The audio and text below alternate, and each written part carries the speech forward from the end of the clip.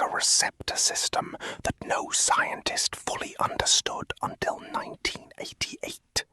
It's called the endocannabinoid system, and cannabis just found the door already unlocked. This is the fact that reframes everything that follows. Because the standard story of smoking begins with a plant, a pipe, a culture, a choice. But the biology tells a different story, one that starts inside the human nervous system, long before any human decided to do anything at all. Researchers at the Hebrew University of Jerusalem. These receptors are among the most abundant neurotransmitter receptors in the mammalian brain. They don't exist because humans got lucky with a plant. They exist because regulating internal chemistry through external compounds is something animal nervous systems have been doing for a very long time. The real-world consequence for you is this. The first time a prehistoric human inhaled smoke from a burning cannabis plant, their brain did not malfunction or... Now picture this. Not a choice, not a ritual. Just a cave, a fire, and no way out of the smoke. Wonderwork Cave in South Africa's northern Cape Province contains the oldest confirmed evidence of controlled fire use by human ancestors. Burnt plant ash and charred bone dating back approximately 1 million years, identified in a 2012 analysis published in the Proceedings of the National Academy of Sciences. The species sitting in that smoke was not Homo sapiens. It was Homo erectus, with a brain roughly 2/3 the size of yours, managing fire inside an enclosed space long before our own species existed. The consequence of understanding this is that it changes the question entirely. The question isn't when humans started choosing to inhale smoke. The question is when they first noticed what certain smoke was doing to them, and then chose to repeat it. What actually happens to a plant when it burns? Not philosophically. Several plants that grow wild across Africa, Central Asia, and Europe contain psychoactive compounds that survive combustion and remain active when inhaled. Cannabis is the most studied, but it shares this. So here is the real question the archaeology forces us to confront.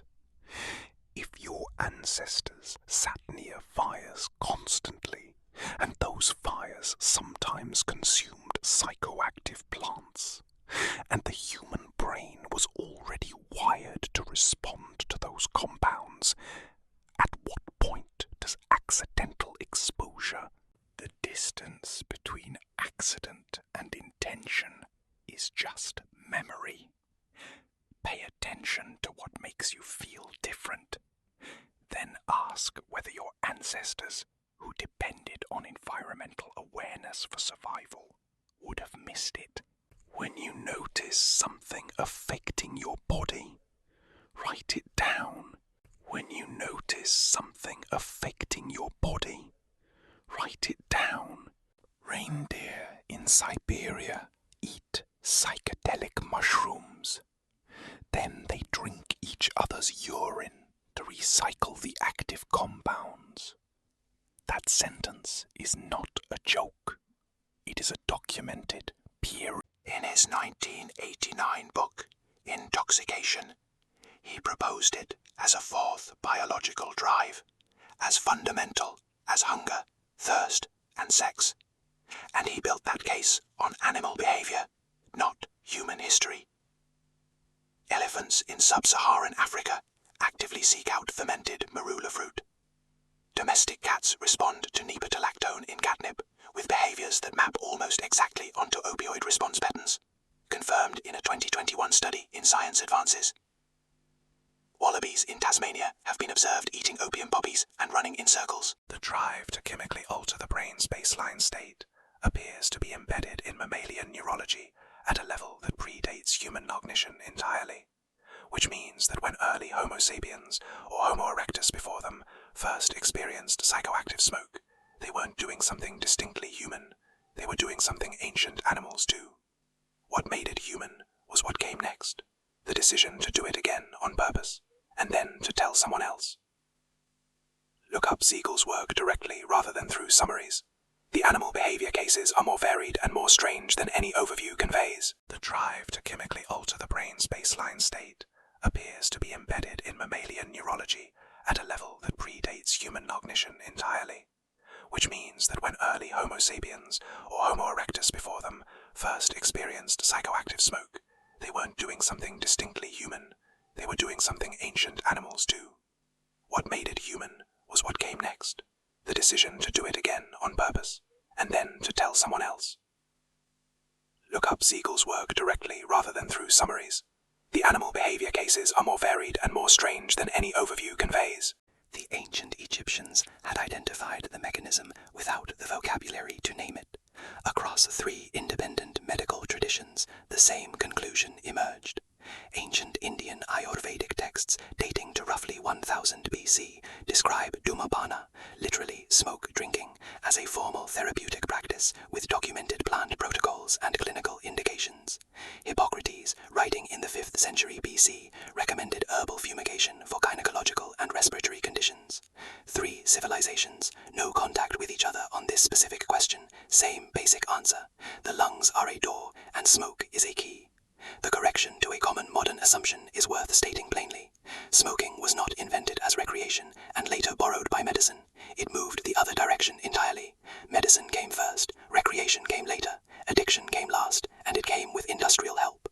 The next time you use an inhaler, a nicotine patch, or even a scented candle for its calming effect, recognize that you're working with the same pulmonary logic the Egyptians formalized 3,500 years ago. If this is the kind of history that makes you look twice at things you thought were obvious, the subscribe button is right there, and what's coming in the next 5 minutes is where this story gets genuinely uncomfortable.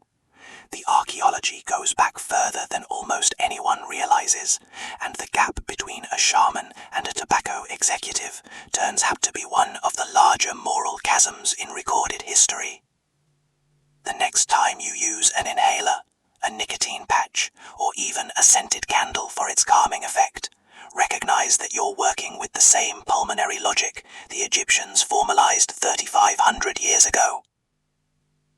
When Columbus arrived in the Caribbean in 1492, his crew watched Taino people walk around with small burning rolls of dried leaves and inhale the smoke through their noses. Within weeks, the Europeans tried it. Within a century, tobacco was a continental obsession. Within 4, it was an industrialized killing machine.